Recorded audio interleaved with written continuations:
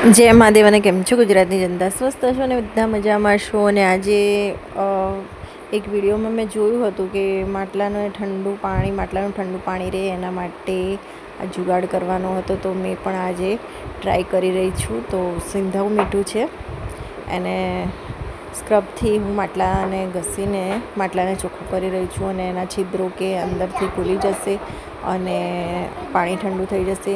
અંદરના માટલાને હવે વ્યવસ્થિત ધોઈ રહી છું અને પછી થોડી વાર રહેવા દઈને થોડી વારમાં ચોખ્ખું પાણી ભરી લઈશ અંદર. પણ ફ્રેન્ડ્સ, આ જુગાડ કશા કામનો ન હતો, પણ એટલીસ્ટ માટલું તો ચોખ્ખું થઈ ગયું.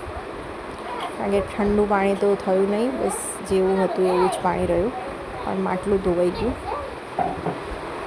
સો ફ્રેન્ડ્સ, આ જુગાડ ખબર નહીં, મને તો કામ ના આવ્યો,